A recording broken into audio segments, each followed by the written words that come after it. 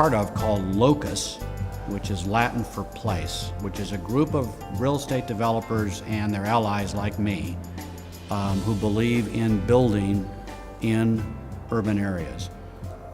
Together with Smart Growth America, we're encouraging the federal agencies and the members of Congress to make sure that federal policy, whether it's budgetary policy or it's tax policy or it's regulatory policy, that it does not frustrate, that it indeed facilitates the movement of the millennial generation and some of the baby boomers back to the cities, wanting to be able to walk rather than drive between their homes, their jobs, and their places of entertainment. LOCUS has taken a leadership position to bring the voice of real estate to a conversation that's been driven primarily by environmental and social concerns. The economic benefits of multimodal, mixed-use, urban, walkable development is clear, and we're bringing a voice as to how to finance that, working with policy leaders. We're looking to Congress and the Senate to help us create the tools we need to create long, sustaining job growth in the United States.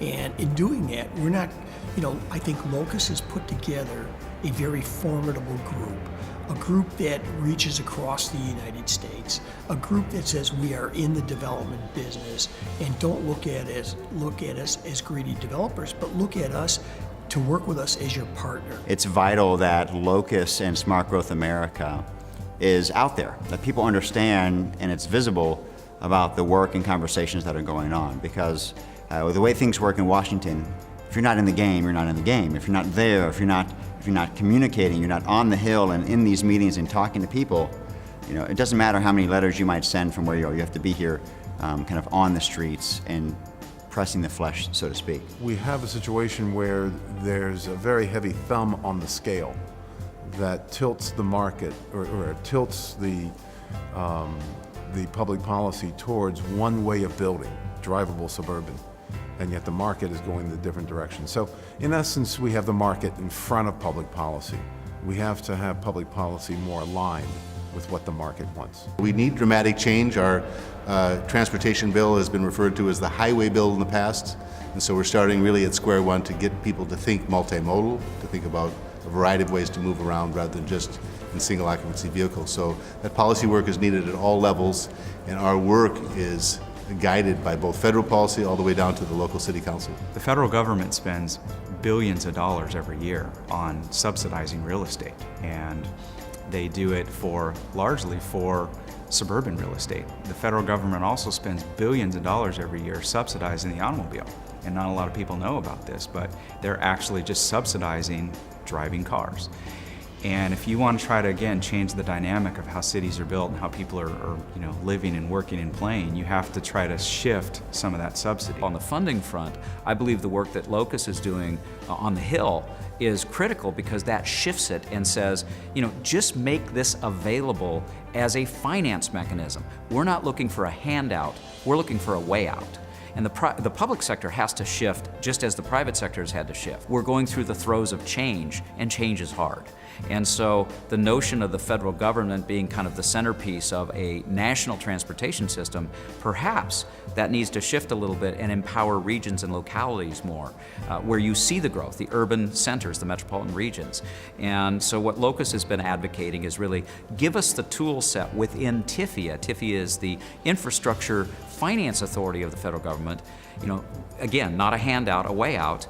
If we can pay that money back over time, if we can get credit enhancement, we can access private capital to do exactly the same thing, and we can make an appreciable difference in a locality's or a region's operating system.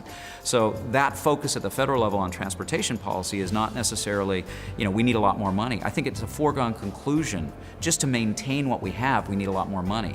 But perhaps doing it differently can be financed differently. And that's the shift the public sector really needs to make to support this shift in the private sector. What brought me to LOCUS? Well, number one, Smart Growth America brought me to LOCUS. There's no better organization on this planet, no better talent, no better people. And selfishly, I'm biased towards Jeff Anderson, the president, who I call the president of Smart Growth. They have uniquely drawn to them a set of passionate, talented creative people who really understand the issues, understand it whether it's in downtown Atlanta, suburban Atlanta, or Seattle, or Honolulu, or what have you. They have a national view. And so it was just a natural evolution for that organization to bring the best, most thoughtful developers who understand this as well to the table. So when you have an organization like Smart Growth America, and then you have someone like Chris Leinberger who steps up to lead and be the president of LOCUS, I think it's really more of a you hope you get invited as opposed to not saying yes. It's a fantastic organization doing fantastic work at a time that it's really, really needed.